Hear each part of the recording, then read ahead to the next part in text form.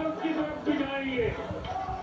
हम विकास की नहीं आशाएं हो, लेकिन हमारी जड़ें जमीन से जुड़ी रहेगी।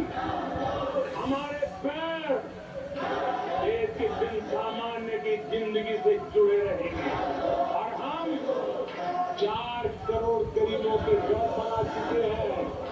आने वाले इस टेन्योर में तेज गति से 3 करोड़ और घर बना करके इस देश में किसी को भी घर के बिना रहना ना पड़े, ये हम देखेंगे। आदरणीय सभापति जी, 10 साल में विमेन सेल्फ हेल्प ग्रुप में हमने देश की कोटि-कोटि बहनों को एंटरप्रेन्योर के क्षेत्र में एक बहुत सफलतापूर्वक हम आगे बढ़े। अब हमने उसको नेक्स्ट लेवल पर ले जाने वाले हैं। अब हमारे विमेन सेल्फ हेल्प ग्रुप पे जो बहनें काम कर रही हैं, उनकी आर्थिक गतिविधि इतनी बढ़ाना चाहते हैं, इसका इतना विस्तार करना चाहते हैं कि हम बहुत कम समय में 3 करोड़ ऐसी बहनों को लखपति टीवी बनाने का संकल्प लेकर के चलने।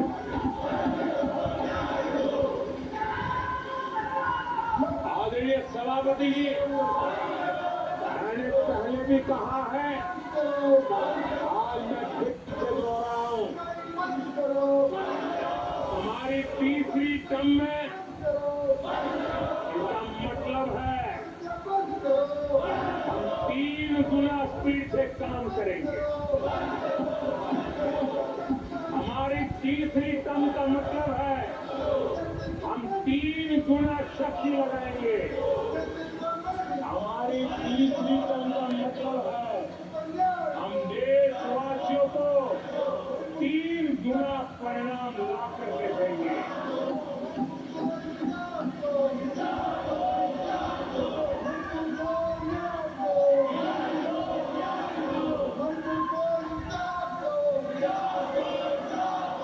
सदस्यगणों, नेता प्रतिपक्ष मानने से मैंने सबको मौका दिया। आपने 90 मिनट बोला, ये संसद में ठीक नहीं है।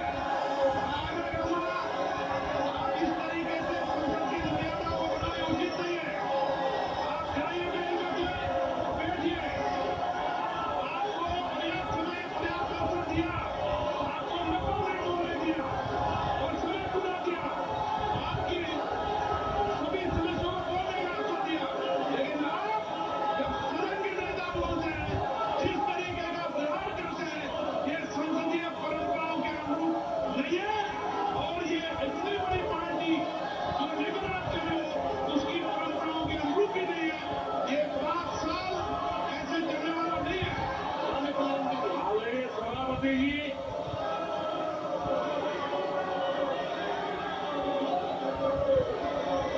आदरणीय सभापति जी, एनडीए का तीसरी बार सरकार में आना ये एक ऐतिहासिक घटना है।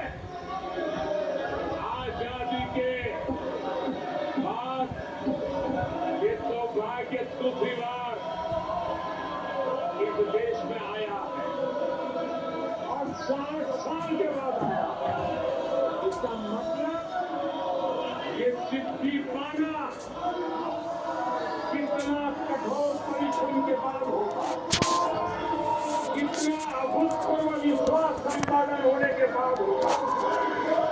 ऐसे ही राजनीति के खेल से नहीं होता है, जनता जनार्दन की सेवा से प्राप्त आशीर्वाद से होता है। आदरणीय सभापति जी,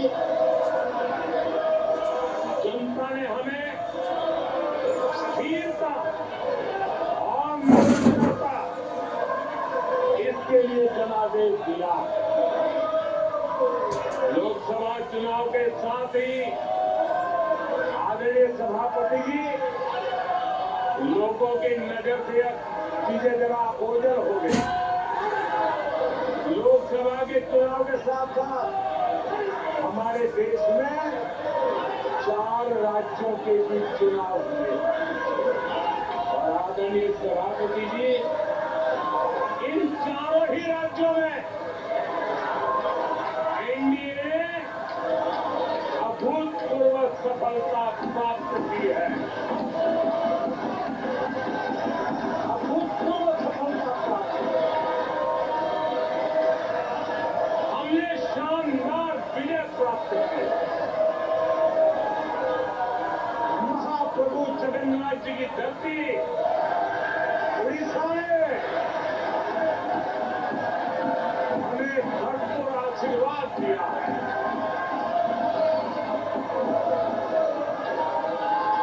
आदरणीय सभापति जी आंध्र प्रदेश एनडीए ने क्लीन स्वीप किया है। सूक्ष्म संयंत्र में भी ये नजर नहीं आते हैं। आदरणीय सभापति जी अरुणाचल प्रदेश हम फिर एक बार सरकार बनाएंगे। सिक्किम में एनडीए ने फिर एक बार सरकार बनाई है। अभी 6 महीने पहले ही आदरणीय सभापति जी आपका होम स्टेट राजस्थान, मध्य प्रदेश आज छत्तीसगढ़ में हमने प्रचंड विजय पाया है।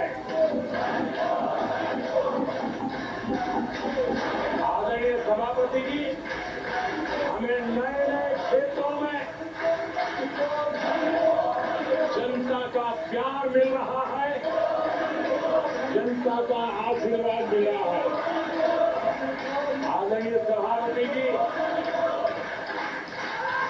बीजेपी ने केरला में इस बार खाता खोला है और बड़े गर्व के साथ केरल हमारे सांसद हमारे साथ बैठते हैं। तमिलनाडु में कई सीटों पर बीजेपी ने दमदार उपस्थिति दर्ज किया।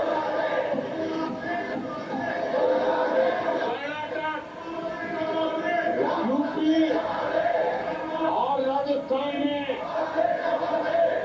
पिछली बार की तुलना में बीजेपी का वोट परसेंट बढ़ा है। आने वाले समय में 3 राज्यों में चुनाव है। इन राज्यों में चुनाव उसमें से 3 की मैं बात करता हूं। महाराष्ट्र, हरियाणा और झारखंड, यहां चुनाव आ रहे हैं। आदरणीय सभापति जी पिछली विधानसभा में इन 3 राज्यों में हमें जितने वोट मिले थे, इस लोकसभा चुनाव में इन 3 राज्यों में हमें उससे भी ज्यादा वोट मिले हैं। आदरणीय सभापति जी पंजाब में भी हमारा भूतपूर्व प्रदर्शन रहा है और हमें बढ़त मिली है। जनता जनार्दन का भरपूर आशीर्वाद हमारे साथ है।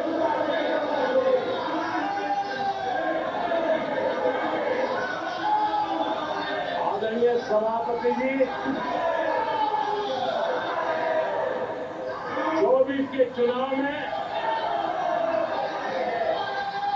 कांग्रेस के लिए भी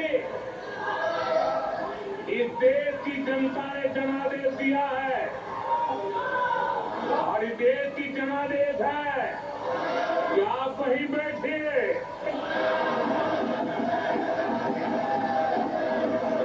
विपक्ष में ही बैठो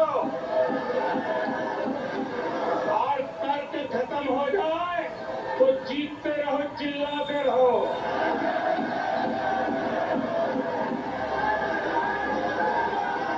आदरणीय सभापति जी कांग्रेस के इतिहास का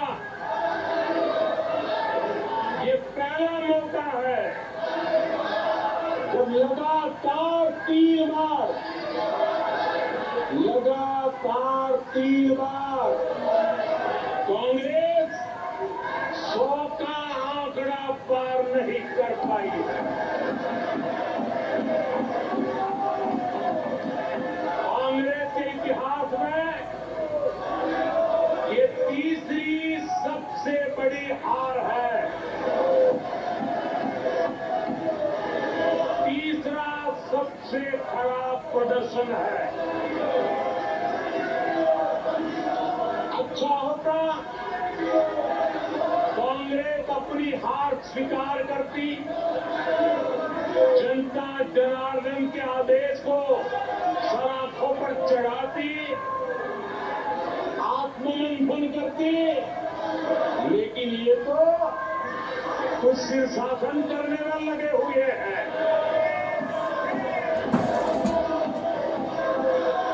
और कांग्रेस और उसकी तो सिस्टम दिन रात बिजली चला करके हिंदुस्तान के नागरिकों के मन में ये प्रस्थापित करने की कोशिश कर रहे हैं कि उन्होंने हमें हरा दिया है। आदरणीय सभापति जी, ऐसा क्यों हो रहा है? मैं जरा अपने सामान्य जीवन के अनुभव से बताता हूं। कोई छोटा बच्चा साइकिल लेके निकला है और अगर वो बच्चा गिर जाता है, साइकिल से लुढ़क जाता है, रोने लगता है, तो कोई बड़ा व्यक्ति आकर के उसके पास पहुंच जाता है। अब तो कहता है देखो चींटी मर गई, देखो चिड़िया उड़ गई, अरे देखो तुम तो बहुत बढ़िया साइकिल चलाते हो, अरे तुम तो गिर नहीं हो। ऐसा करके उसका जरा मन ठीक करने के लिए प्रयास करते हैं, उसका ध्यान भटका करके उस बच्चे का मन बहला देते हैं। तो आजकल बच्चे का मन बहलाने का क्या चल रहा है?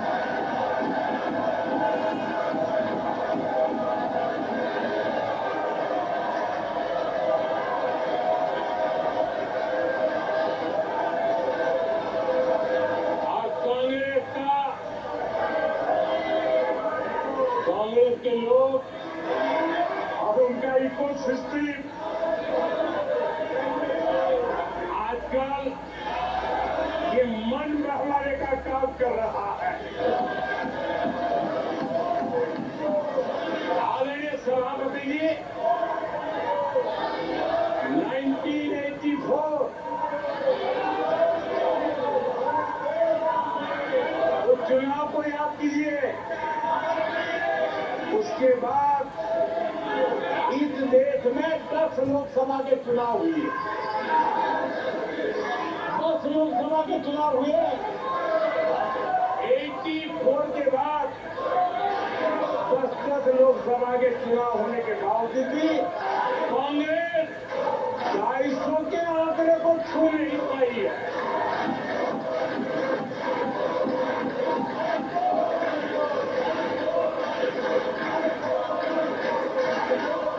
इस बार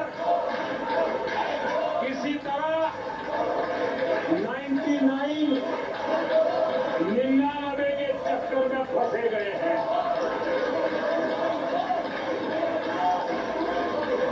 आदरणीय सभापति जी, मुझे एक किस्सा याद आता है।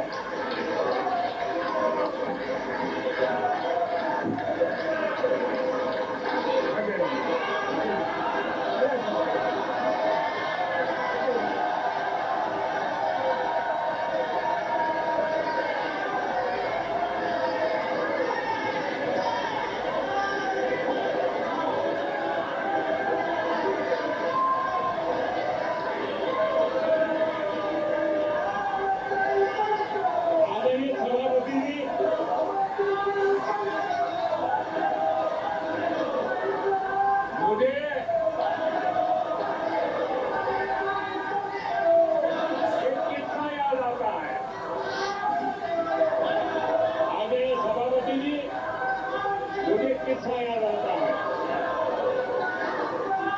99 मार्च लेकर एक बालक समुद्र में घूम रहा था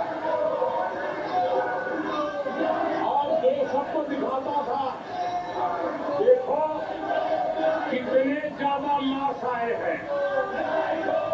तो लोग भी जब 99 सुनते थे तो शाबाशी देते थे, बहुत उसको हौसला बुलंद करते थे।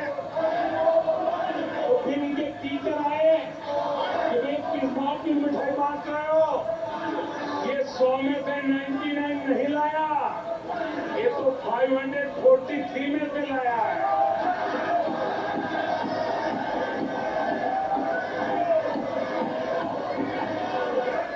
अब उस बालक बुद्धि को कौन समझाए कि तुमने फेल होने का वर्ल्ड रिकॉर्ड बना दिया है।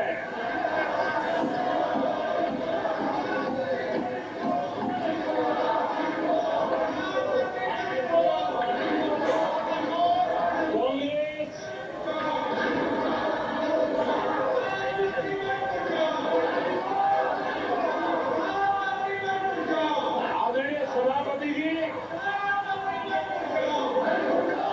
कांग्रेस के नेताओं के बयानों में ये बयानबाजी ने शोले फिल्म को भी पीछे छोड़ दिया।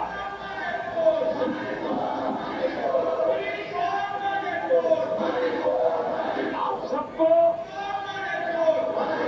शोले फिल्म की वो मौसी की याद होगी।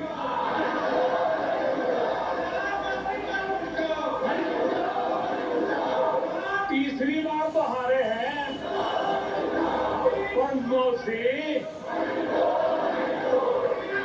ये बात तो सही है, तीसरी बारी तो हारे हैं, और मौसी मोरल विक्ट्री तो है ना। आदरणीय सभापति जी, 13 राज्यों में 0 सीटें आई हैं। अरे मौसी, 13 राज्यों में 0 सीटें आई है, पर हीरो तो है ना।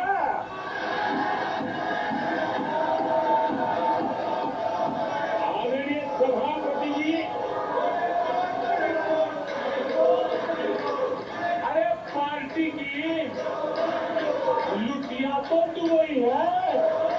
अरे मौसी, पार्टी अभी भी सांसें तो ले रही है।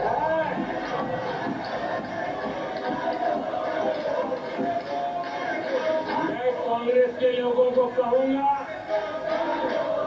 जनादेश को फर्जी जीत के जश्न में मत दबाओ। जनादेश को फर्जी जीत के नशे में मत दबाओ, जश्न में मत दबाओ। ईमानदारी से देशवासियों के जनादेश को जरा समझने की कोशिश करो, उसे स्वीकार करो।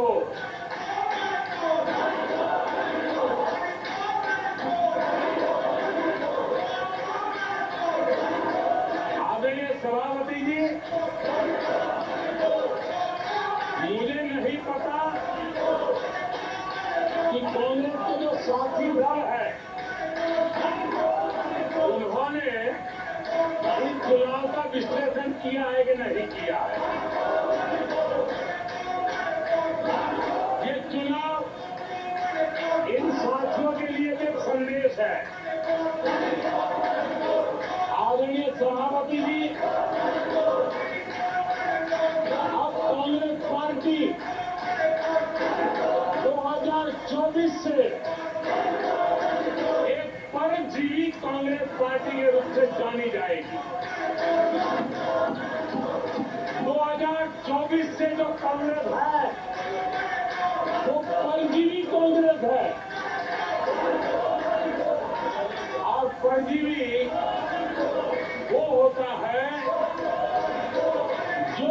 शरीर पर, उस शरीर के साथ रहता है, ये परजीवी उसी को ही खाता है।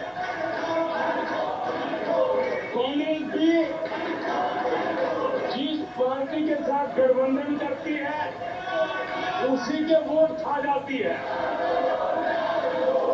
और अपनी सहयोगी पार्टी की कीमत पर वो फलती फूलती है और इसलिए कांग्रेस परजीवी कांग्रेस बन चुकी है। मैं जब परजीवी कह रहा हूं तो तथ्यों के आधार पर कह रहा हूं।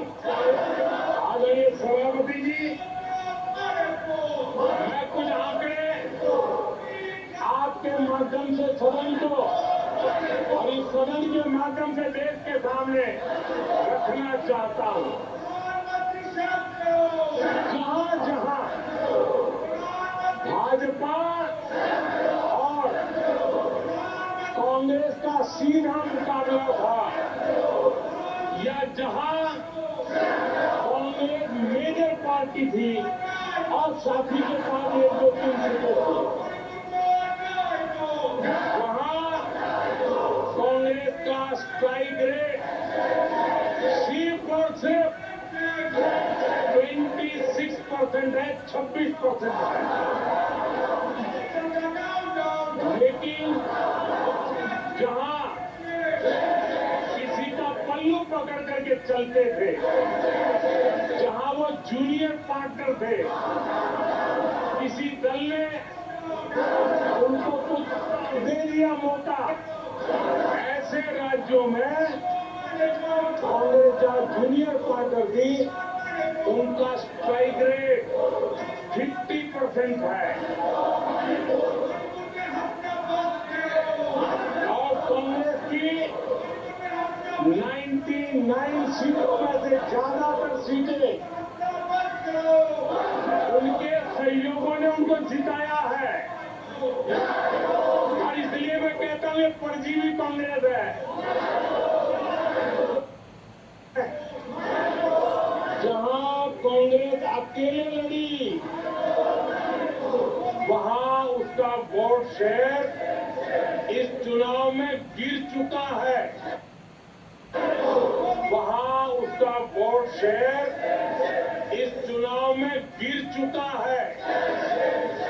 आदरणीय सभापति जी और मध्य प्रदेश, इन 3 राज्यों में जहां कांग्रेस अपने दम पर लड़ी, अपने दम पर लड़ी,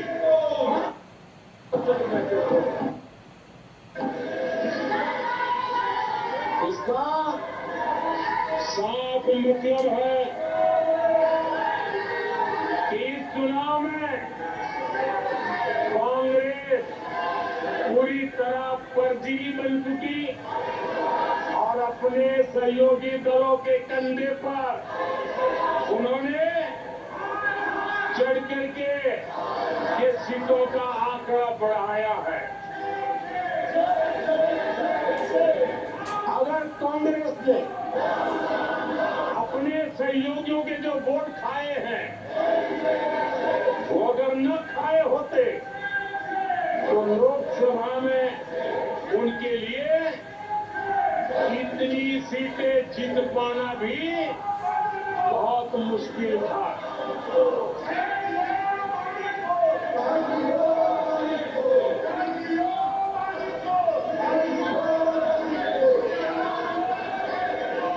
आदरणीय सभापति जी,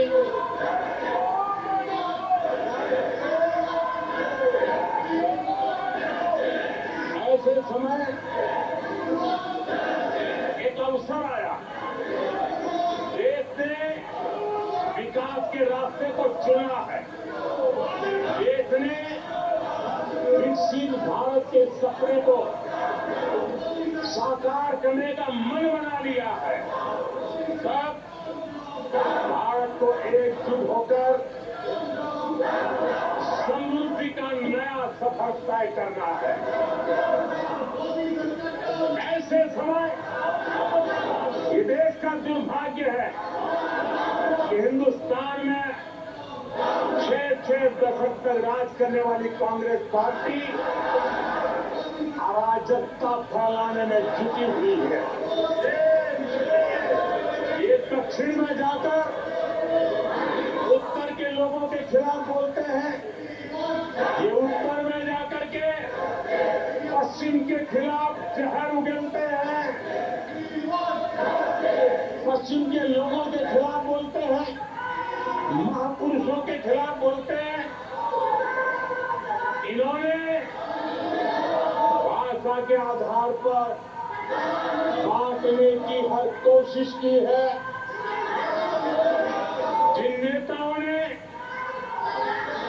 देश के हिस्से को भारत से अलग करने की वकालत की थी, उनको संसद की टिकट देने तक का दुर्भाग्य हमें देखना पड़ा जो कांग्रेस पार्टी ने पाप किया। कांग्रेस पार्टी खुलेआम एक जाति को दूसरी जाति के खिलाफ लड़ाने के लिए रोज नई नैरेटिव कर रही है, नए अफवाहें फैला रही है। आदरणीय सभापति जी,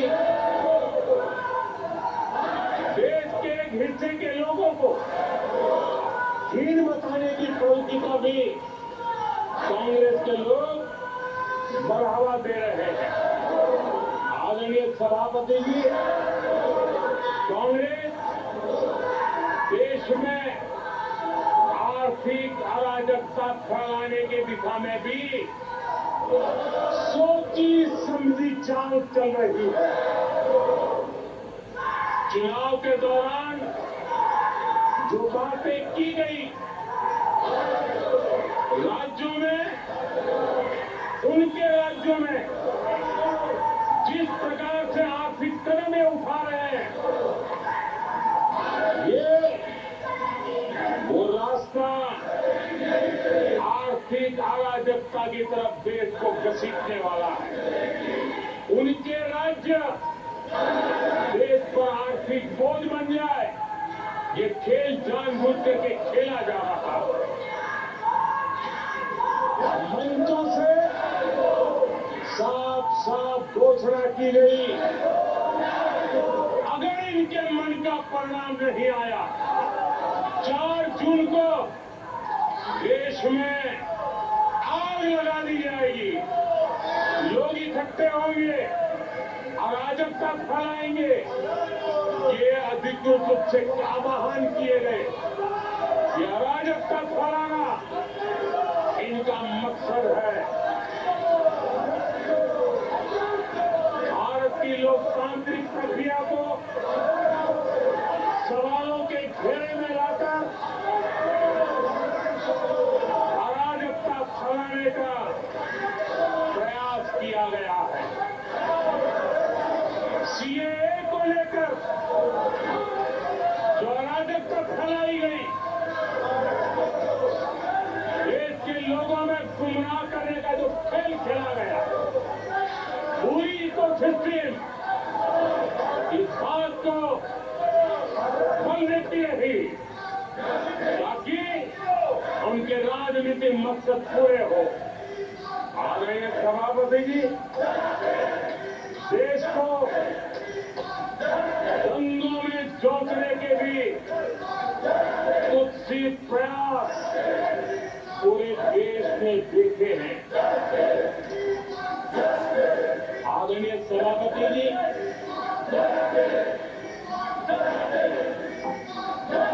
आजकल सिंपैथी गेन करने का एक नई ड्रामेबाजी शुरू की गई है, नया खेल खेला जा रहा है। मैं एक किस्सा सुनाता हूं। एक बच्चा स्कूल से आया और जोर जोर से रोने लगा और उसकी मां भी डर गई, क्या हो गया, बहुत रोने लगा और फिर कहने लगा, मां मुझे आज स्कूल में मारा गया, आज स्कूल में मुझे उसने मारा, आज स्कूल में मुझे इसने मारा, और जोर जोर से रोने लगा। मां परेशान हो गई। उसने उसे पूछा कि बेटा बात क्या थी, लेकिन वो बता नहीं रहा था, बस रो रहा था, मुझे मारा, मुझे मारा।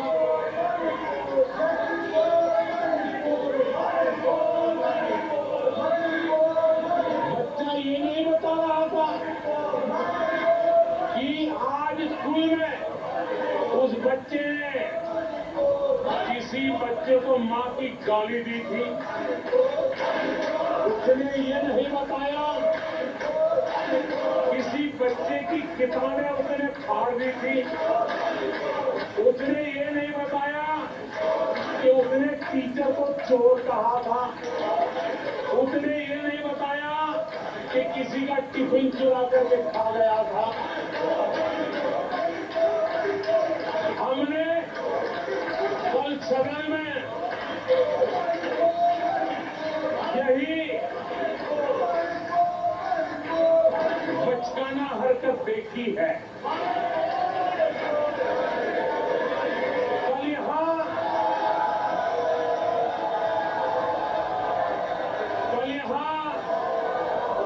बालक बुद्धि का विलाप चल रहा था।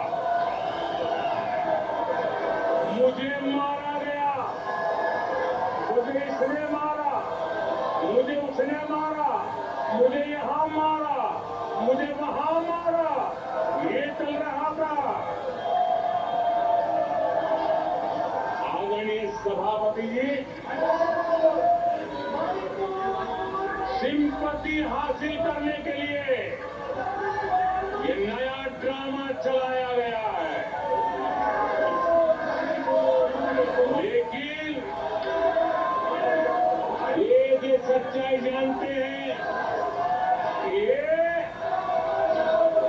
हजारों करोड़ रुपये उसकी हेराफेरी के मामलों में जमानत पर बाहर है।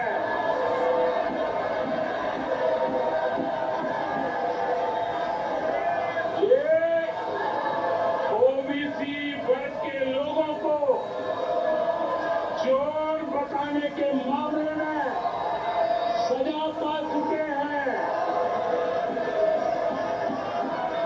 इनको देश की सर्वोच्च अदालत पर गैर जिम्मेदाराना बयान देने के बाद माफी मांगनी पड़ी है। इन पर महान स्वातंत्र सेनानी वीर सावरकर जैसे महान व्यक्तित्व का अपमान करने का मुकदमा है।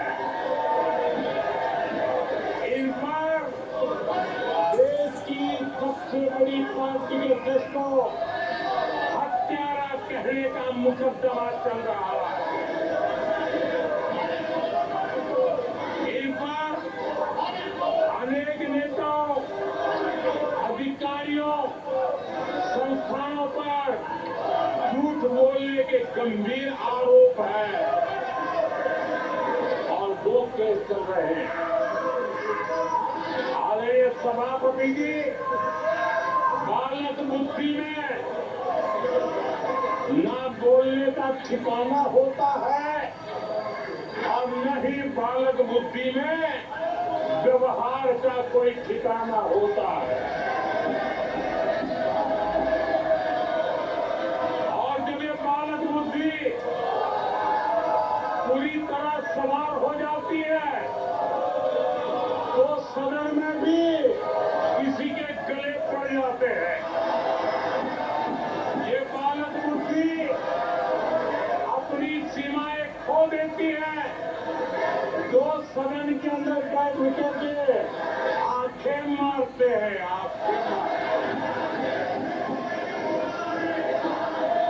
इनकी सच्चाई आदरणीय सभापति जी अब पूरा देश समझ गया है।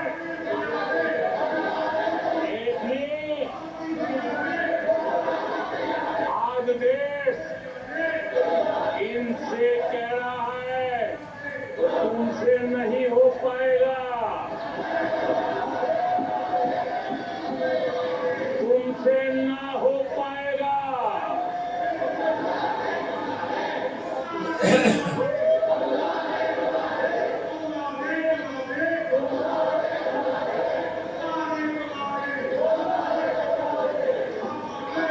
बैठिए बादशाह शुक्ली।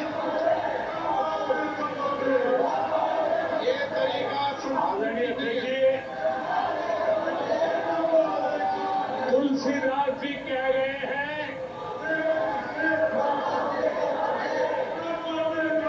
अखिलेश जी, तुलसीदास जी कह रहे हैं, झूठई लेना, झूठई देना,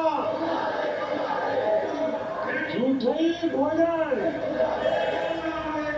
झूठई चलेना। तुलसीदास जी ने कहा है, झूठई लेना, झूठई देना, झूठई भोजन, झूठई चलेना।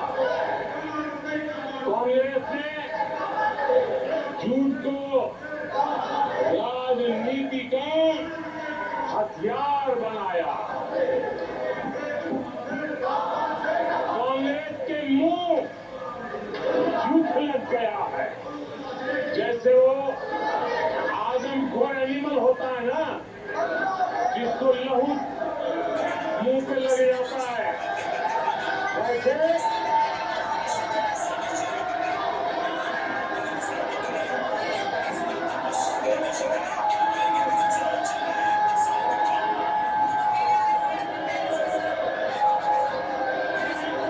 आदरणीय सभापति जी,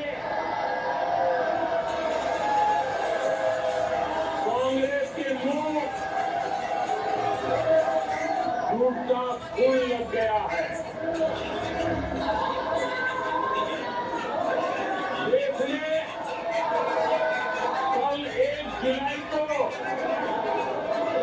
फटाफट दिवस भी मनाया है।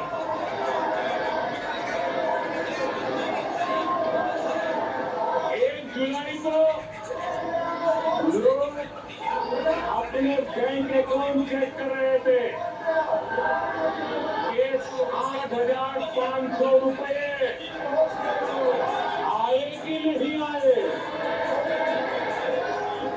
ये झूठ नैरेटिव का परिणाम देखिए। इसी चुनाव में कांग्रेस ने देशवासियों को गुमराह किया। माताओं बहनों को हर महीने 8,500 रुपये देने का झूठ। इन माताओं के बहनों के दिलों को जो चोट लगी है ना, वो श्राप बन करके ये कांग्रेस को तबाह करने वाली है। आदरणीय सभापति जी, ईवीएम को लेकर झूठ, संविधान को लेकर झूठ,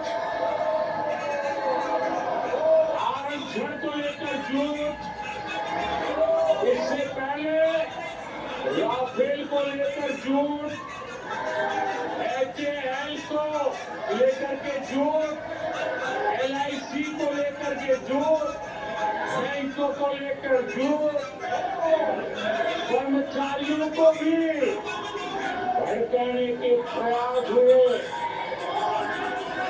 हौसला तो इतना बढ़ गया कि कल सदन को भी गुमराह करने का प्रयास हुआ।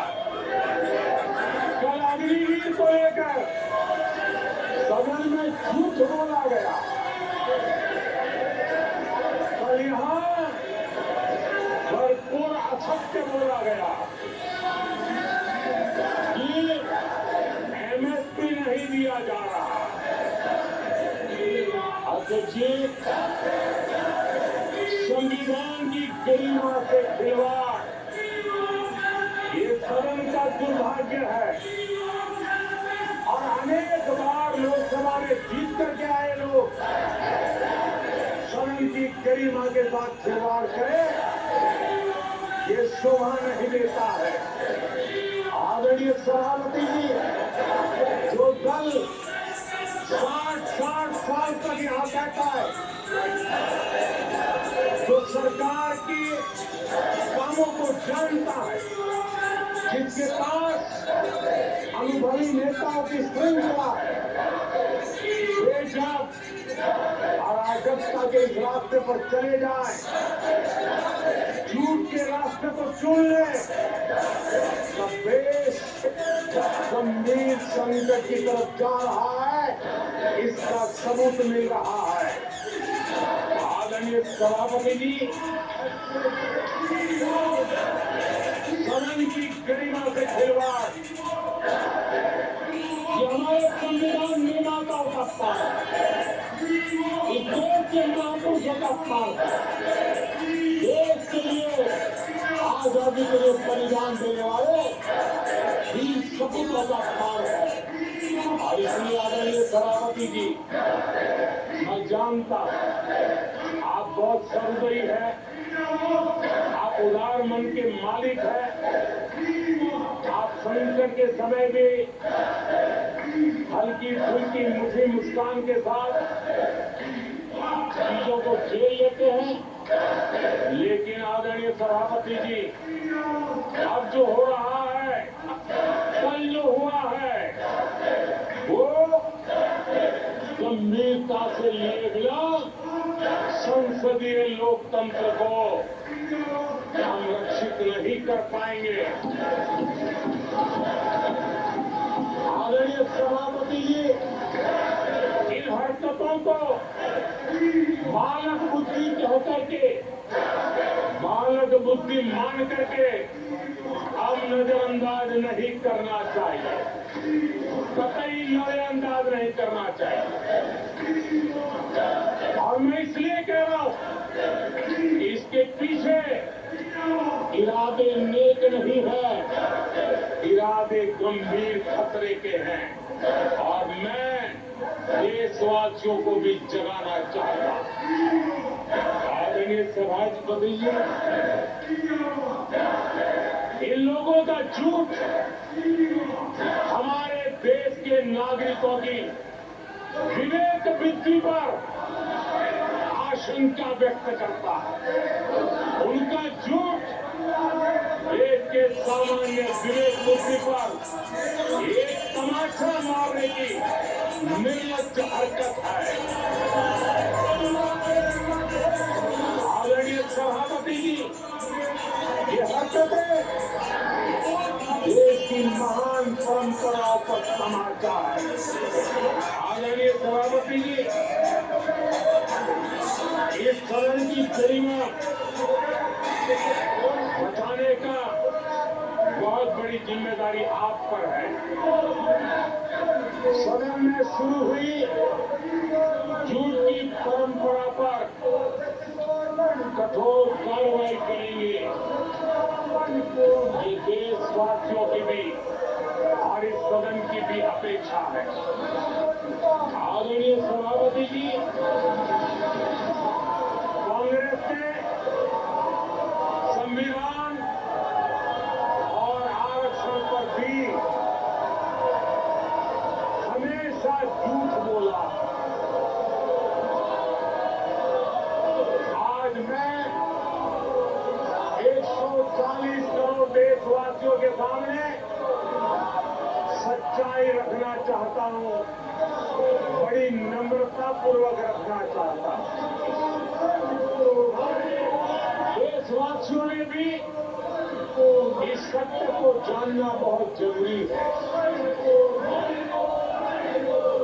आदरणीय सभापति जी, आपातकाल इमरजेंसी का एक 50वां वर्ष है।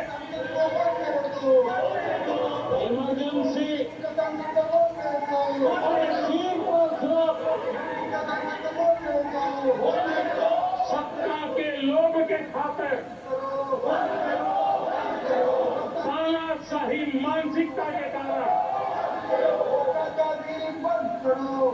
देश को थोपा गया तानाशाही शासन था और कांग्रेस क्रूरता की सभी हदें पार कर दी।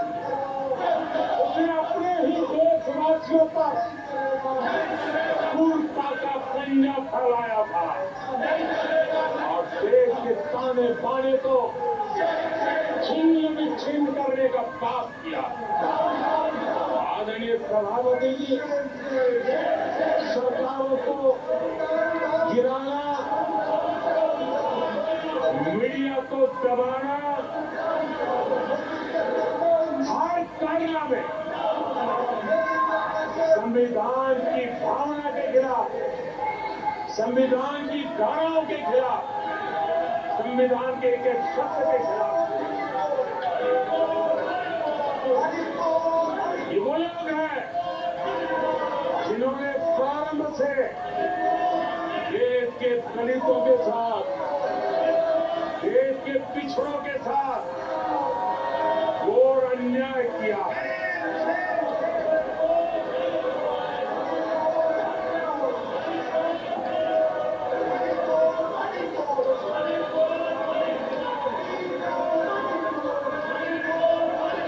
आदरणीय सभापति जी, और इसी कारण से बाबा साहब आम्बेडकर ने कांग्रेस की दलित विरोधी, पिछड़े विरोधी मानसिकता के कारण नेहरू जी की कैबिनेट से इस्तीफा दिया था। उन्होंने पर्दाफाश किया था कि कैसे नेहरू जी ने दलितों पिछड़ों के साथ अन्याय किया और बाबा साहब आम्बेडकर ने कैबिनेट से इस्तीफा देते समय जो कारण बताए थे, वो कारण इनके चरित्र को दर्शाते हैं। बाबा साहब आम्बेडकर जी ने कहा था, मैं सरकार द्वारा अनुसूचित जातियों की उपेक्षा पर अपने अंदर उत्पन्न आक्रोश को रोक नहीं सका। ये बाबा साहब आम्बेडकर के शब्द हैं।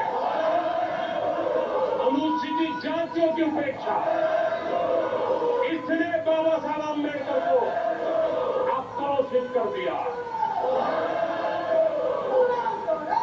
बाबा साहब सीधे होने के बाद नेहरू जी ने बाबा साहब आम्बेडकर का राजनीतिक जीवन खत्म करने के लिए पूरी ताकत लगा दी। आदरणीय सभापति जी, पहले षड्यंत्र पूर्वक बाबा साहब आम्बेडकर को चुनाव में हरवाया गया। आदरणीय सभापति जी, हराया इतना ही नहीं, उन्होंने बाबा साहब आम्बेडकर की इस पराजय की उसका जश्न मनाया, खुशी मनाई और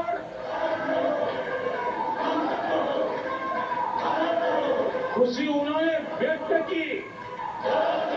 आदरणीय सभापति जी, एक पत्र में ये लिखित है इस खुशी का। आदरणीय सभापति जी, बाबा साहब की तरह ही दलित नेता बाबू जगजीवन राम जी को भी उनका हक नहीं दिया गया। इमरजेंसी के बाद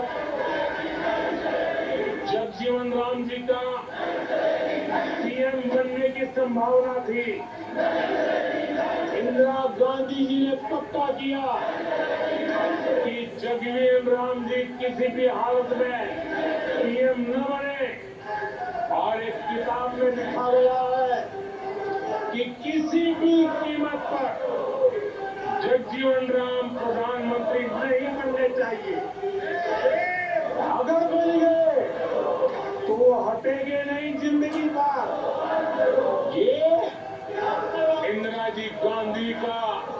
कोड उस किताब में है। कांग्रेस ने चौधरी चरण सिंह जी के साथ भी यही व्यवहार किया, उनको भी नहीं छोड़ा था। पिछड़ों के नेता, कांग्रेस पार्टी के अध्यक्ष, बिहार के सपूत सीताराम केसरी के साथ भी अपमानित व्यवहार करने का पाप इसी कांग्रेस ने किया। आदरणीय सभापति जी, कांग्रेस पार्टी प्रारंभ से ही आरक्षण की घोर विरोधी रही है। नेहरू जी ने तो मुख्यमंत्रियों को चिट्ठी लिख करके साफ शब्दों में आरक्षण का विरोध किया था। कांग्रेस के एक प्रधानमंत्री श्रीमती इंदिरा गांधी जी ने मंडल कमीशन का रिपोर्ट ठंडे बक्से में सालों तक दबाए रखा था। आदरणीय सभापति जी, कांग्रेस पार्टी के तीसरे प्रधानमंत्री श्रीमान राजीव गांधी, और जब विपक्ष में थे उनका सबसे लंबा भाषण आरक्षण के खिलाफ था। वो आज भी संसद के रिकॉर्ड में उपलब्ध है।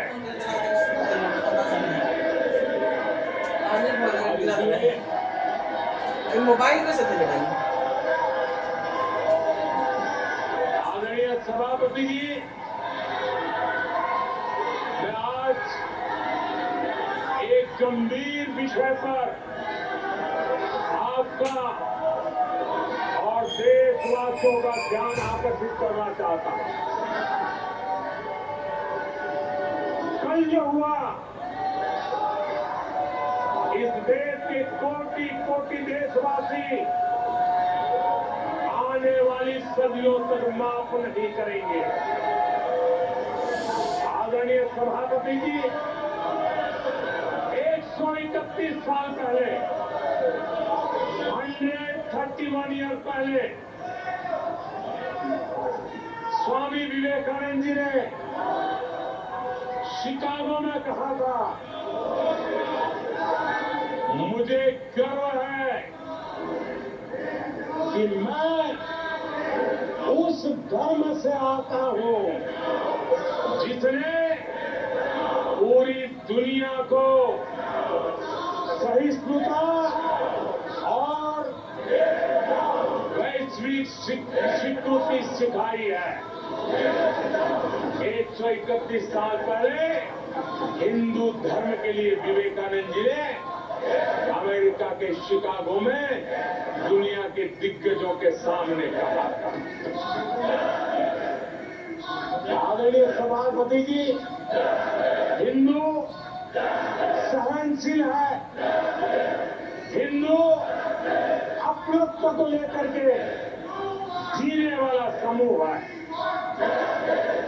इसी कारण भारत का लोकतंत्र, भारत की इतनी विविधताएं, उसका वैविध्य की विराटता आज उसी के कारण पनपी है और पनप रही है। आदरणीय सभापति जी, गंभीर बात है कि आज हिंदुओं पर झूठा आरोप लगाने की साजिश हो रही है, गंभीर षड्यंत्र हो रहा है।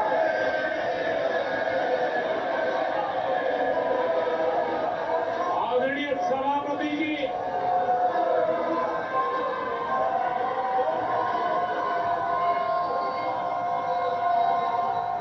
आदरणीय सभापति जी,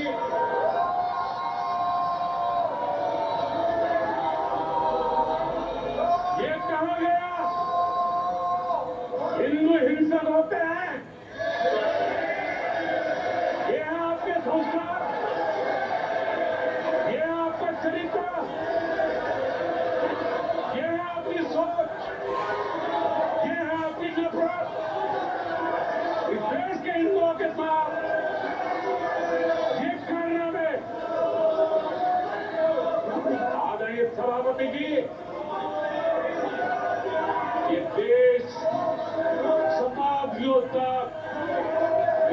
बोलने वाला नहीं है।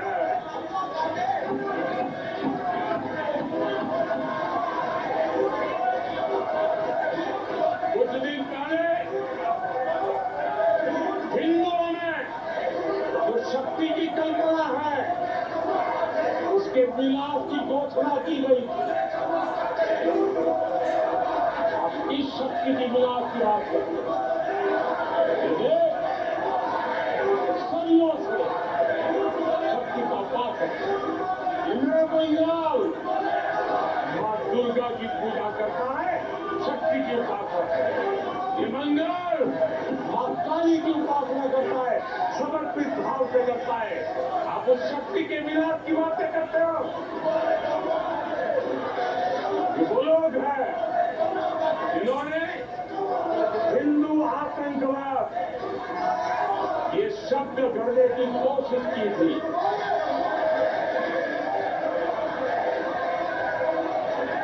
इनके साथी हिंदू धर्म को उसकी तुलना डेंगू, मलेरिया ऐसे शब्दों से करें और ये लोग तालियां बजाएं, ये देश कभी माफ नहीं करेगा। आदरणीय सभापति जी,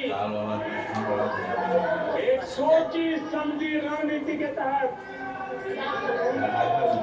इनका पूरा इकोसिस्टम, हिंदू परंपरा, हिंदू समाज, इस देश की संस्कृति, देश की विरासत, इसको नीचा दिखाना, उसे गाली देना, उसे अपमानित करना, हिंदुओं का मजाक उड़ाना, इसे फैशन बना दिया है और उसको संरक्षण देने का काम अपने राजनीतिक स्वार्थ के लिए ऐसे तत्व कर रहे हैं। आदरणीय सभापति जी,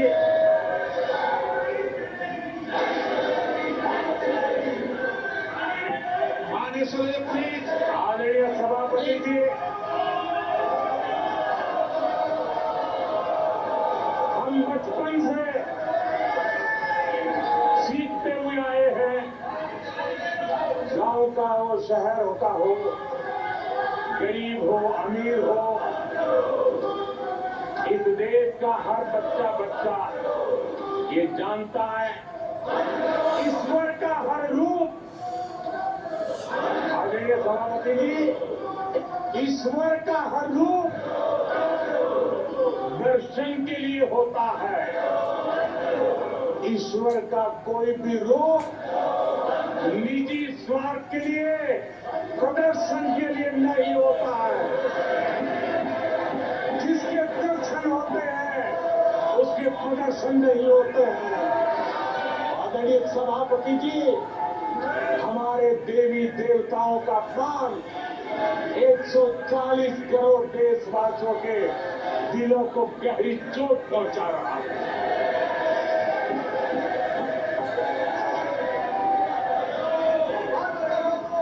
निजी राजनीतिक स्वार्थ के लिए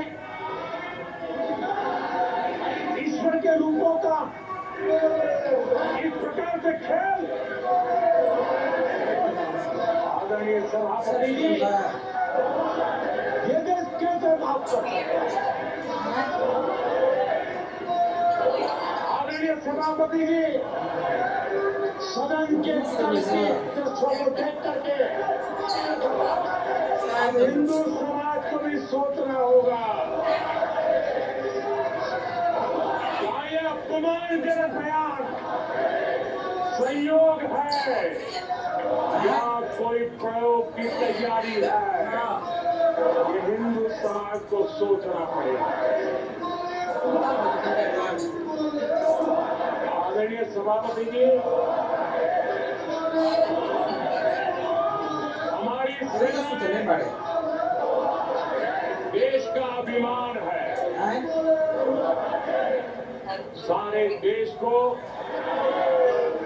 उनके साहस और और हमारी सेना की वीरता पर गर्व है। और आज सारा देश देख रहा है स्कूल गए रहे हमारी सेना ने हमारा डिफेंस सेक्टर आजादी के बाद इतने सालों में जितना नहीं हुआ, इतने रिफॉर्म हो रहे हैं। हमारी सेना को आधुनिक बनाया जा रहा है। हर चुनौती को हमारी सेना मुंह तो जवाब दे सके, इसलिए युद्ध के सामर्थ्य वाली सेना बनाने के लिए हम भरपूर प्रयास कर रहे हैं, रिफॉर्म कर रहे हैं, कदम उठा रहे हैं देश की सुरक्षा का बीते कुछ सालों में बहुत सारी चीजें सीडीएस का पद बनने के बाद इंटीग्रेशन और सशक्त हुआ है। आदरणीय सभापति जी, हमारी सशस्त्र सेनाओं के बीच उनके सहयोग से जो लंबे समय से युद्ध शास्त्र के निष्णातों का मत था, थिएटर कमांड जरूरी है। आज मैं संतोष के साथ कह सकता हूं कि सीडीएस व्यवस्था बनने के बाद देश में सुरक्षा के लिए जरूरी थिएटर कमांड की दिशा में प्रगति हो रही है। आदरणीय सभापति जी, आत्मनिर्भर भारत उसमें हमारी सेना को आत्मनिर्भर बनाना, उसकी भी बहुत बड़ी महत्वपूर्ण भूमिका निभाई। हमारी देश की सेना युवा होनी चाहिए। सेना दुश्मनों के दांत खट्टे करने के लिए होती है। हमें हमारे युवाओं पर भरोसा होना चाहिए। सेना में युवाओं की ताकत बढ़ानी चाहिए और इसलिए हम लगातार युद्ध योग्य सेना बनाने के लिए रिफॉर्म कर रहे हैं। समय पर रिफॉर्म न करने के कारण हमारी सेना का बहुत नुकसान हुआ है, लेकिन ये सार्वजनिक बातें कहने योग्य नहीं होने के कारण मैं मेरे मुंह को ताला लगा करके बैठा हूं। आदरणीय सभापति जी, देश की सुरक्षा एक गंभीर मसला होता है। आदरणीय सभापति जी, ऐसे रिफॉर्म्स का उद्देश्य किसी भी परिस्थिति में, अब युद्ध के रूप बदल रहे हैं, संसाधन बदल रहे हैं, शस्त्र बदल रहे हैं, टेक्निक बदल रही है। ऐसे में हमें हमारी सेनाओं को उसी चुनौतियों के अनुरूप तैयार करना, ये बहुत बड़ी जिम्मेवारी होती है, जिसको निभाने के लिए गालियां खा करके भी, झूठे आरोप सह करके भी, मुंह पर ताला लगा करके हम काम कर रहे हैं। ऐसे समय देश की सेना को नाना कहना नाना कहना नाना ऐसे समय कांग्रेस नाना कहना नाना ये झूठ राघव जी राघव जी राघव जी राघव जी ये राघव जी नाना जी कह दीजिए नाना जी मम्मा डांटी है, हाँ मम्मा डांटी है, मम्मा को पीटेंगे, हाँ मम्मा को पीटेंगे, हाँ मम्मा को पीटेंगे, चुप हो जाओ। हाँ राघव जी, ये राघव जी, हाँ हाँ हाँ राघव जी, मम्मा तुमको दूध नहीं पिलाई।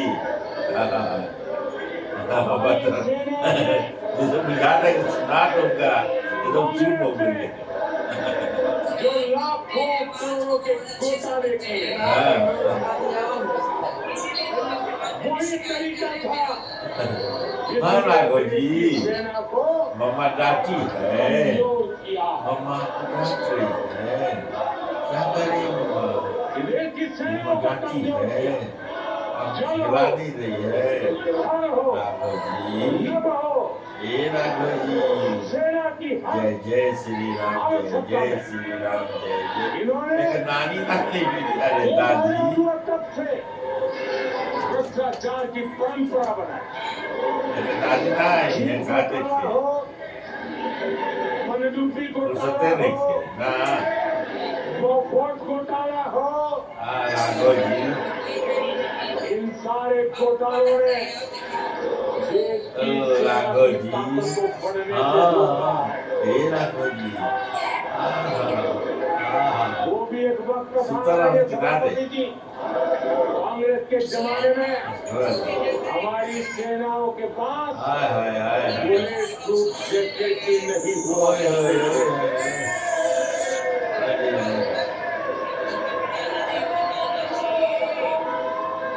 सत्ता में रहते हुए ओ देश की सेना को बर्बाद ओ, किया ही किया, बड़ा बढ़िया वीडियो बना रही तब कमजोर की। किया ही किया। ओ जैसे सीटी बजाओ जरा पूजा, बोलने के बाद भी ओ नजर लग गया। आया, विपक्ष में जाने के बाद भी सेना को बाबू कमजोर करने के मोमो लगातार डांटी, प्रयास मोमो डांटी, मोमो डांट जब दी, इस कांग्रेस कैसे डांट दी, सरकार डांट में थे दी, हाँ हाँ, तो ओ फाइटर जेट नहीं लिए, अरे भाई रे भाई भाई, मामा रे मामा, और जब हमने कोशिश की तुमका नानी, मम्मा को मारो, नानी, मम्मा को कांग्रेस मारो, सरकार की साजिश पर उतर आई। हमको डांट रही है। फाइटर जेट कर दूर किया, एयरपोर्ट तक न पहुंच पाए, इसके लिए साजिशें की गई। और आदरणीय सभापति जी, ये कोई गलत नहीं फेंका से कोई बात नहीं के कर आई बात नहीं के कर कोई यही से नहीं होता बोला मजा लेते थे, कर सेना का मजाक उड़ाते थे। माथा मत गिराओ अध्यक्ष जी, मत गिरा बच्चा के कांग्रेस ऐसे हर कदम का, नहीं हर रिफॉर्म का विरोध करती अरे है भाई नहीं जो भारत की सेना को मजबूती है, भारत की सेना को याद मजबूत बनाए। माननीय सदस्यों, सभा की कार्रवाई प्रधानमंत्री के भाषण तक केवल बढ़ाई जाती है और सभा की कार्रवाई सारी कार्रवाई पूर्ण से बढ़ाई जाती है।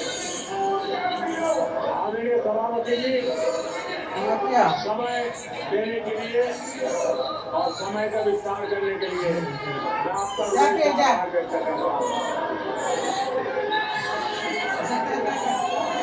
आदरणीय सभापति जी, अब कांग्रेस के लोगों को ये पता चल गया है कि हमारे नौजवानों की ऊर्जा, हमारे सैनिकों का आत्मबल ही हमारे सशस्त्र बलों की सबसे बड़ी शक्ति है। और अब इस पर हमला करके और एक नया तरीका सेना में भर्ती को लेकर सरासर झूठ फैलाया जा रहा है, ताकि लोग, मेरे देश के नौजवान मेरे देश की रक्षा करने के लिए सेना में न जाए, उनको रोकने के लिए षड्यंत्र हो रहा है। आदरणीय सभापति जी, मैं इस सदन के माध्यम से जानना चाहता हूं, आखिर किसके लिए सेनाओं को कमजोर करना चाहती है। इसके फायदे के लिए कांग्रेस वाले सेना के समन्वय का झूठ फैला रहे हैं। आदरणीय सभापति जी, 1 रैंक 1 पेंशन को लेकर के देश के शहीद जवानों को उनकी आंखों में धूल झोंकने का प्रयास किया गया। आदरणीय सभापति जी, हमारे देश में श्रीमती इंदिरा गांधी जी ने 1 रैंक 1 पेंशन की व्यवस्था को खत्म किया था। दशकों तक कांग्रेस ने 1 रैंक 1 पेंशन को लागू नहीं होने दिया। चुनाव जो आए 500 करोड़ रुपए दिखाकर निवृत्त सेना नायकों को मूर्ख बनाने की कोशिशें भी की गई, लेकिन उनका इरादा था हो सके उतना 1 रैंक 1 पेंशन को टालते रहना। एनडीए सरकार ने 1 रैंक 1 पेंशन लागू की। और आदरणीय सभापति जी, भारत के पास संसाधन कितने सीमित क्यों न हो, लेकिन उसके बावजूद भी, कोरोना की कठिन लड़ाई के बावजूद भी 1,20,000 करोड़ रुपए हमारे पूर्व सैनिकों को 1 रैंक 1 पेंशन के रूप में दिए हैं।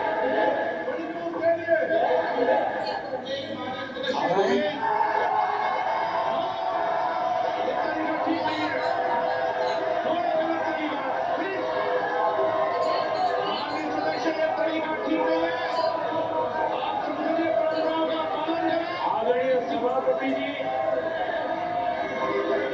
आदरणीय राष्ट्रपति महोदय ने अपने उद्घोषण में पेपर लीक पर भी चिंता जताई है।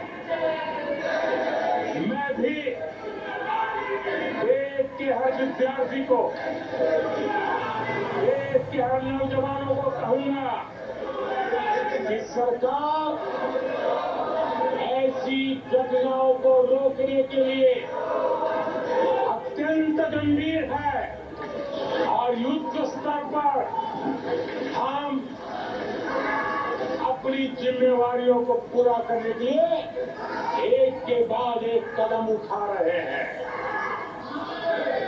युवाओं के भविष्य के साथ खिलवाड़ करने वालों को कतई छोड़ा नहीं जाएगा। नीट के मामले में पूरे देश में लगातार गिरफ्तारियां की जा रही है। केंद्र सरकार पहले ही एक कड़ा कानून बना चुकी है। परीक्षा कराने वाले पूरे सिस्टम को जाए दो पर का विश्वास को छोड़ दो, जाए तो लक्ष्मी बात में बतिया जाए दो, उठाए जा रहे हैं। सुधर रही। आदरणीय सभापति जी, एनडीए सरकार ने कहा है मुंह फैला 10 वर्षों में विकास को अपना सबसे बड़ा संकल्प बनाया है। अच्छा क्या सांझी का बोल हमारे सामने लक्ष्मी है। आपने देखी कई दिन भाई लक्ष्मी बाबा देखे को दलमतिया ले बाबा से सबसे बड़ी इकोनॉमी बाबा से बात कर लो। आज हमारे सामने क्या लक्ष्मी सालों के बाद लक्ष्मी पानी पहुंचाने के लिए हेलो जल पहुंचाने का हमारा संकल्प है। आदरणीय सभापति जी, और गरीब को आवाज देना लक्ष्मी भुला गई हमको। संकल्प है। लक्ष्मी आदरणीय सभापति हमको जी, भूल गई। भारत की विश्व में जैसे रो रही हो, ताकत बढ़ रही है, क्या बात हो गया? कौन डांटा मेरे लक्ष्मी को? आत्मनिर्भर बनाने का कौन डांट दिया? बता। गलती बाकी समझ खुश रहो, क्या हो गई? सभापति जी, ये युग हरित युग है। हाँ जी, अब हमसे बात नहीं करोगी? ठीक है, खुश रहो। और इसलिए दुनिया जो ग्लोबल वार्मिंग बात करेगा मन ना करेगा उसको एक बहुत बड़ी ताकत देने का काम गलती है तो सीख भारत ने ना बीड़ा उठाया है। अच्छा टन टन टुन टुन बोलेगा रिन्यूएबल एनर्जी का भारत पावर हाउस बने उस दिशा में एक के बाद एक कदम उठाए हैं और उसको अचीव करने का हमारा संकल्प है। आदरणीय सभापति जी, भविष्य ग्रीन हाइड्रोजन से जुड़ा है, ई व्हीकल से जुड़ा हुआ है। भारत को ग्रीन हाइड्रोजन का हब बनाने के लिए भी हम पूरी तरह संकल्पबद्ध है। आदरणीय सभापति जी, 21वीं सदी आज भारत 21वीं सदी को भारत की सदी बनाने के लिए जिन संकल्पों को लेकर के हम चले हैं उसमें इंफ्रास्ट्रक्चर की भी बहुत बड़ी भूमिका है। हमें आधुनिक इंफ्रास्ट्रक्चर बनाना है। हमें विश्व के सारे बेंचमार्क की बराबरी पे जाना है। आदरणीय सभापति जी, जितना निवेश भारत में इंफ्रास्ट्रक्चर के लिए हुआ है वो इतना पहले कभी नहीं हुआ है और जिसका लाभ आज देशवासी देख रहे हैं। देश में बहुत बड़े पैमाने पर रोजगार और स्वरोजगार के अवसर बन रहे हैं। उसको विस्तार हो, उसको एक नए रूप रंग मिले।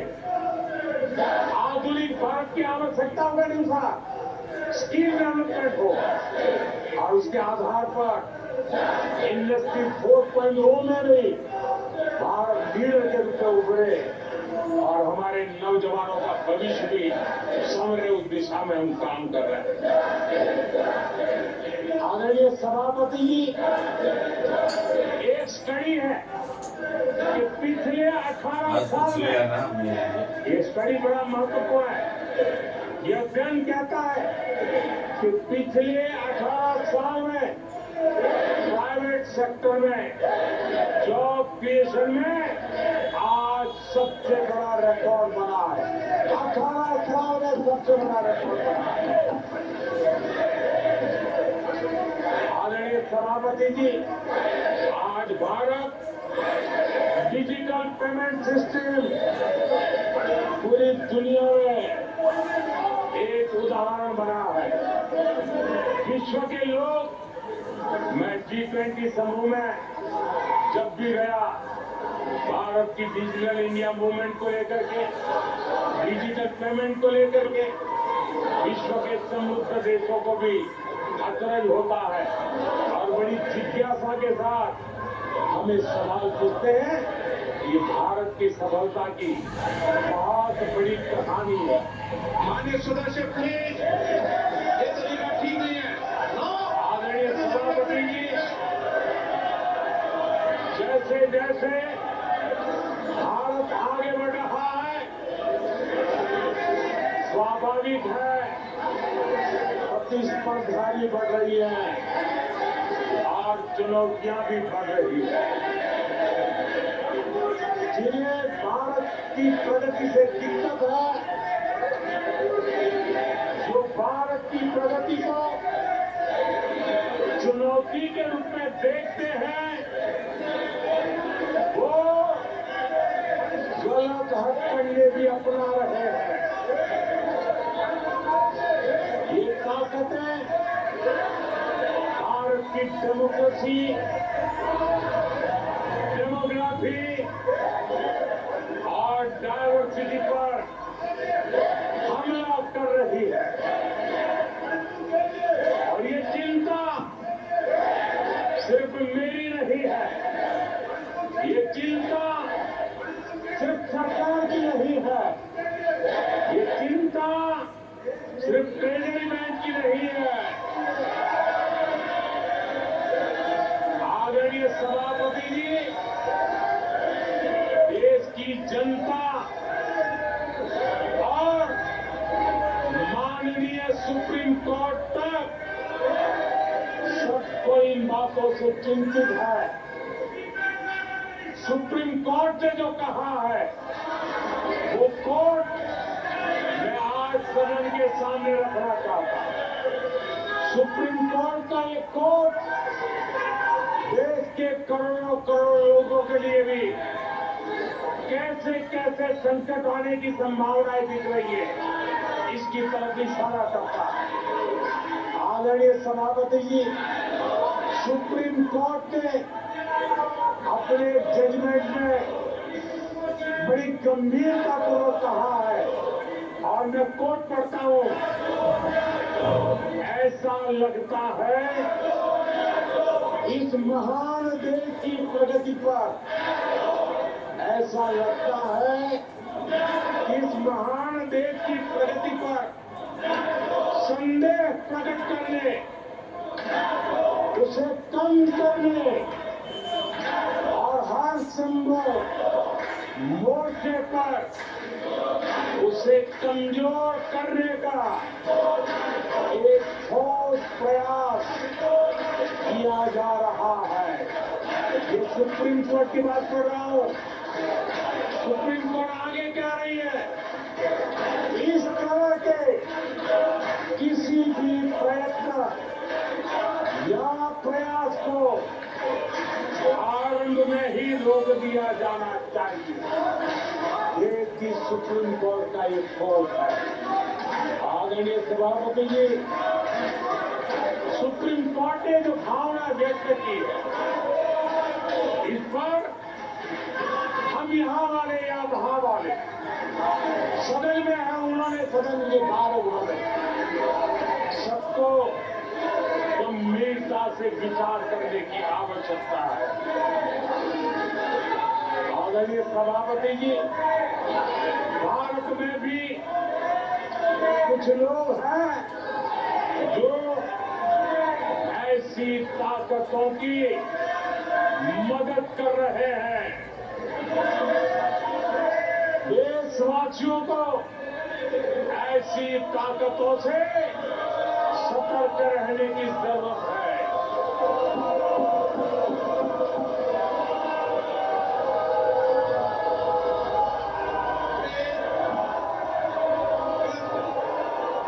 आदरणीय सभापति जी, 2014 में सरकार में आने के बाद देश के सामने एक बहुत बड़ी चुनौती कांग्रेस के साथ ही कांग्रेस का इकोसिस्टम भी रहा है। ये इकोसिस्टम से मिली खाद पानी, उसके दम पर कांग्रेस की मदद से ये इकोसिस्टम 70 साल तक फला खुला है। मैं आज सभापति जी इस इकोसिस्टम को चेतावनी देता हूं। मैं इस इकोसिस्टम को चेताना चाहता हूं।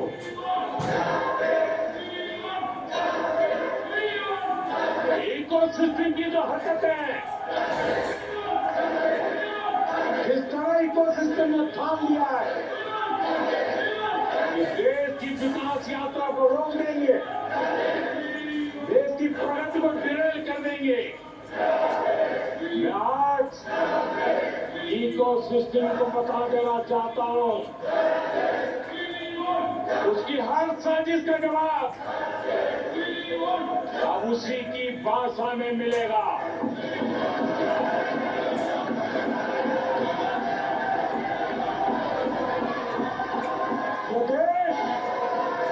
देश विरोधी साजिशों को कभी भी स्वीकार नहीं करेगा।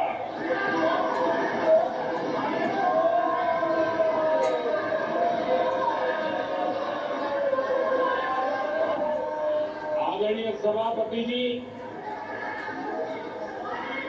ये ऐसा कालखंड है जब दुनिया भारत की प्रगति को बहुत गंभीरता से ले रही है, हर बारीकी को नोटिस कर रही है। आदरणीय सभापति जी, अब चुनाव हो चुके हैं। 140 करोड़ देशवासियों ने 5 साल के लिए अपना निर्णायक जनादेश दे दिया। आवश्यक है कि विकसित भारत के निर्माण के लिए इस संकल्प को सिद्धि में बदलने के लिए इस सदन के सभी माननीय सदस्यों का योगदान होना चाहिए। मैं उन सबको निमंत्रित करता हूं कि विकसित भारत के संकल्प को पूरे करने के लिए आप भी जिम्मेवारी के साथ आगे आइए।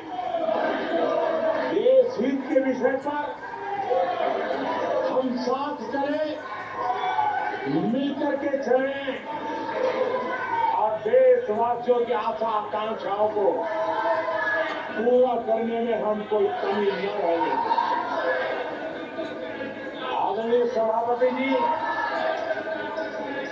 पॉजिटिव राजनीति भारत के इस कालखंड में बहुत आवश्यक है। और मैं हमारे साथी पक्षों को भी कहना चाहूंगा, इंडी गठबंधन के पक्ष के लोगों को कहना चाहूंगा कि आप आइए मैदान में गुड गवर्नेंस पर स्पर्धा करें। जहां जहां आपकी सरकारें हैं, वो एनडीए की सरकारों के साथ गुड गवर्नेंस पर स्पर्धा करें, डिलीवरी में स्पर्धा करें, लोगों की आकांक्षा पूरी करने में स्पर्धा करें। देश का भला होगा, आपका भी भला होगा। आदरणीय सभापति जी,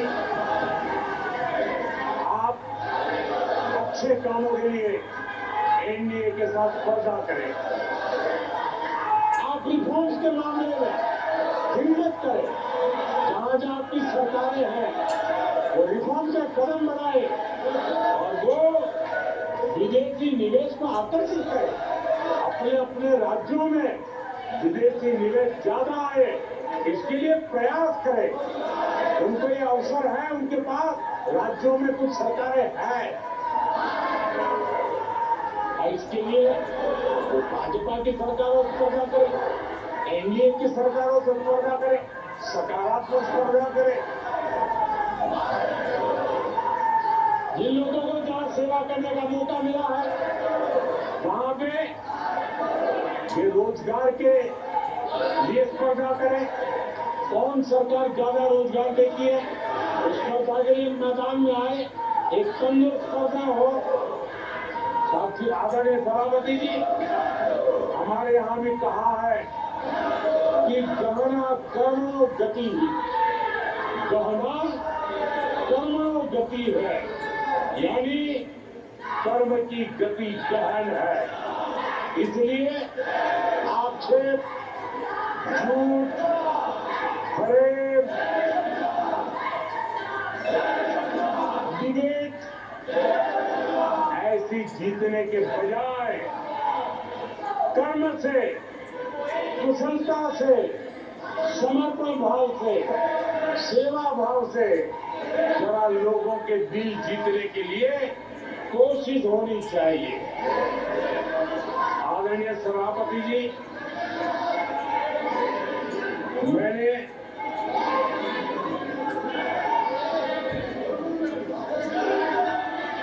आदरणीय सभापति जी,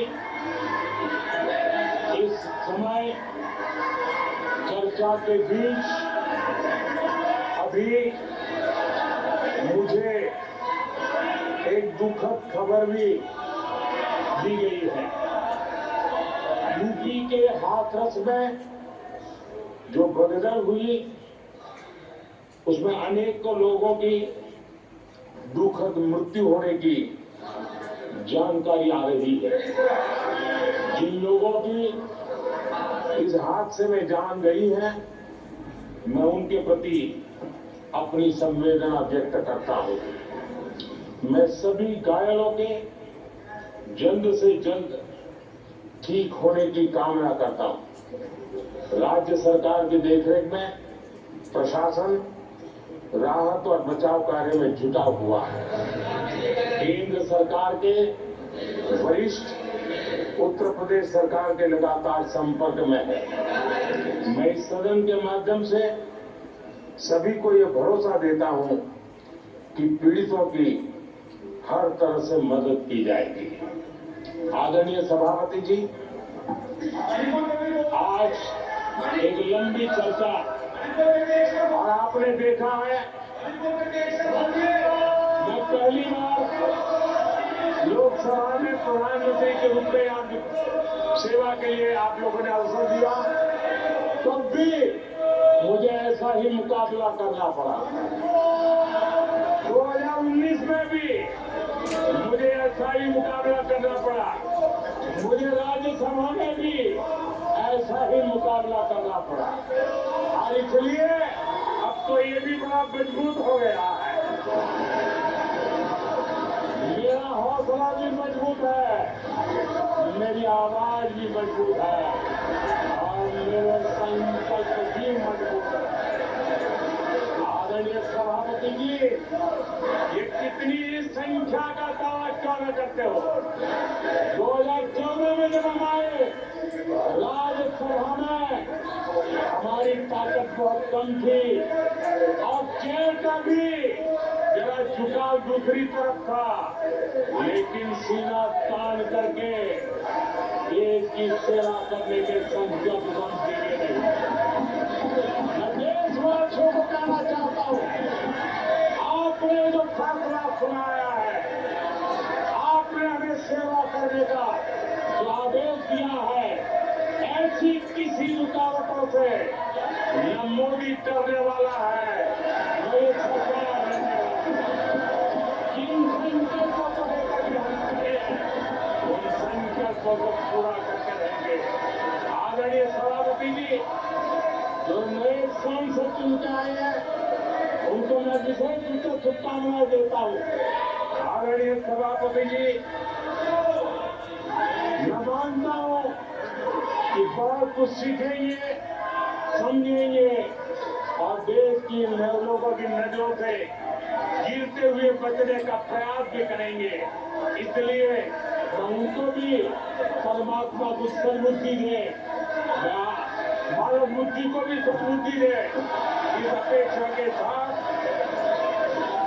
आदरणीय राष्ट्रपति महोदया का जो उद्बोधन है, उसके प्रति हृदय से आभार व्यक्त करता हूं और आपको भी सजी, आपने मुझे समय दिया, विस्तार से मुझे बात बताने का मौका दिया और किसी का कोलाहल सत्य की आवाज को दबा नहीं सकता। सत्य ऐसे प्रयासों के भी दबता नहीं है और झूठ को कोई जड़ें नहीं होती है।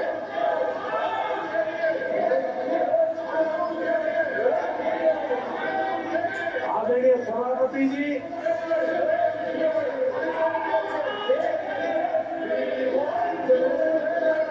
जिन लोगों को अवसर नहीं दिया वो उनकी पार्टी की जिम्मेवारी है, वो आगे से अपने सांसदों का ध्यान रखेंगे, ये मैं अपेक्षा करता हूं। आदरणीय सभापति जी, मैं इस सदन का भी धन्यवाद करते हुए मुझे बहुत आनंद आया आज, बहुत आनंद आया। सत्य की ताकत क्या होती है आज मैंने जी करके देखा। सत्य का सामर्थ्य क्या होता है उसको मैंने आज उसका साक्षात्कार किया। इसलिए सभापति जी मैं आपका हृदय से आभार व्यक्त करता हूँ। बहुत बहुत धन्यवाद।